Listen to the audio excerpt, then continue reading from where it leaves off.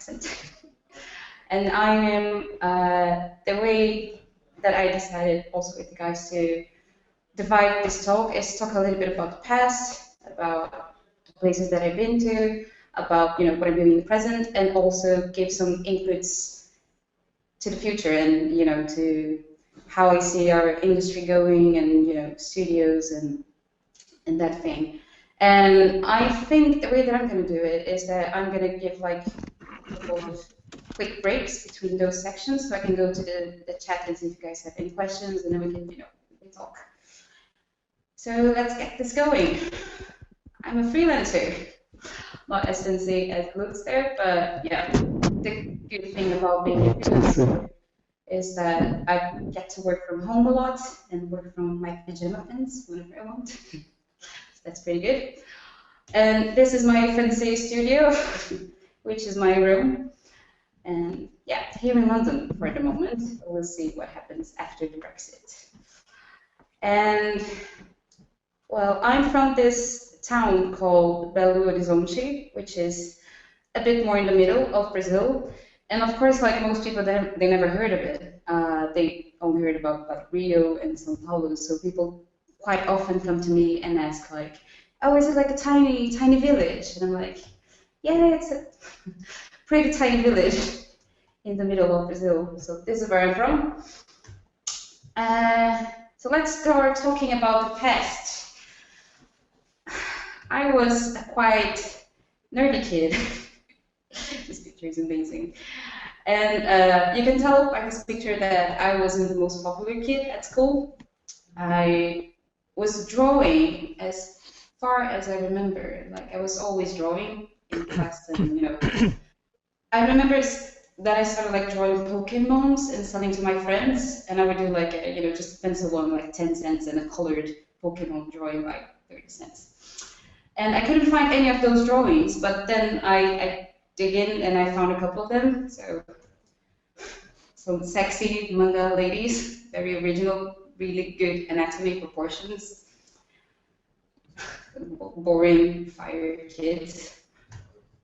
And then I was quite privileged that my parents, they could actually put me in a drawing school.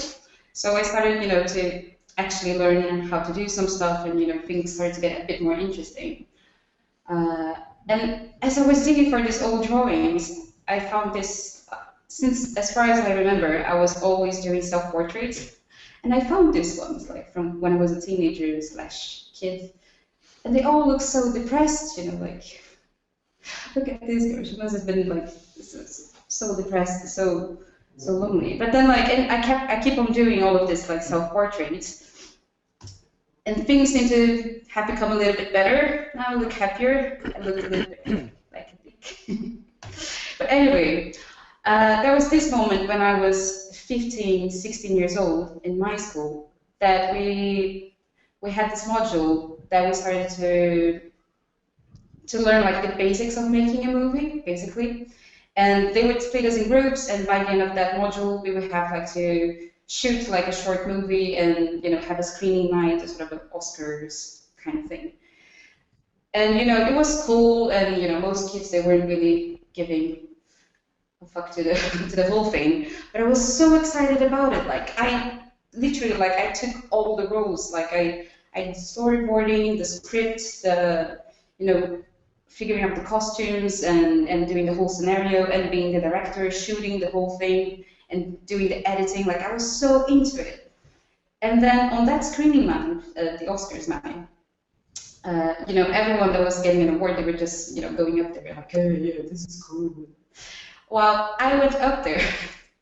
I won the best director, and I was like, it was ridiculous because I was like crying, like, "Oh, this! I realized this is the thing that I want to do with my life," and like just really, really lame. So you can see. Look at this, so ridiculous. Look at the size of that mouth. But then, like, at that moment, I had this, epiphany, like, oh, this is what I want to do with my life, and I want to go to, like, film university or something, like, I want to study this. And then in Brazil, we have the way that we go in universities is this test, which is a sort of a SAT, like similar to what they do in the US, but then you do different tests for each university. And I tried to apply to this like super hard one in Sao Paulo because we don't have that many, cinema, movie, film programs. And I didn't get in, so life said, nope, not this time, it's not gonna happen. And as a plan B, I actually started studying graphic design. And it was like, for the first 2 years, I kind of absolutely forgot about this whole, movie, film idea because I was so fascinated by graphic design and by all like learning about like typography and layout and just doing loads of like print design, and I was just so stoked about it. And then when it was around my third year doing graphic design, we started having this really like just the basics of motion graphics.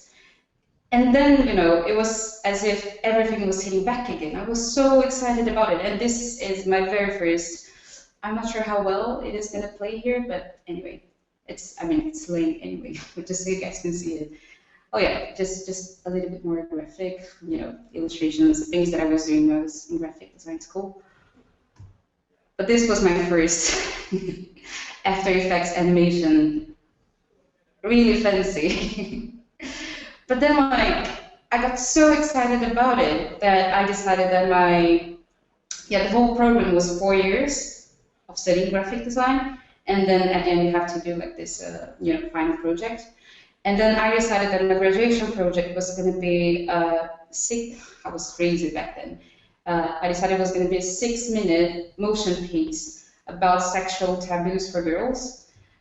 And then I did it. I'm not going to show it because we don't have the time, and it's super lame now if I compare it like to where I am now animation wise. But anyway, like I was so excited about it, and like oh, this is it. This is what I'm supposed to be doing with my life, and so excited again. But then I ended up for some reason moving to Sao Paulo and working with keynotes for a year and a half, like doing keynote presentations. And it was this company that they would do a lot of cool like trend and behavior research for big companies to do like branding strategies and stuff. And even though like the presentations, they were quite unusual in a way, like it was not the boring PowerPoint presentations. I could do a lot of like cool stuff design wise. And there was even this time that I could, do a lot of paper craft and take pictures to put in the presentations. And even though all of that was really cool, like after a year and a half doing keynote presentations, it was my time to say like, nope, enough. And I decided it was time to give my emotion, fling a proper chance. And then I just dropped everything that I had in Sao Paulo, and I went to Stockholm to study motion at this school called Hyper Island with these guys. And Hyper is a very special, different school because they don't have any teachers at all, and it's basically like you need to run after everything, even like after lectures and stuff. Like it's you kind of create your program when you're there. And it's not at all like a technical school. Like everything that you learn is either by yourself and with your friends or through internships, which was my case. And by the end of Hyper, everyone is supposed to choose like to go through an internship, to apply to a place like whatever you want and try to get an internship in that place. Oh, sorry, yeah, before that, while I was at Hyper, it was when I also like started to experiment and do, frame by frame animation. So this was my very first Photoshop animation.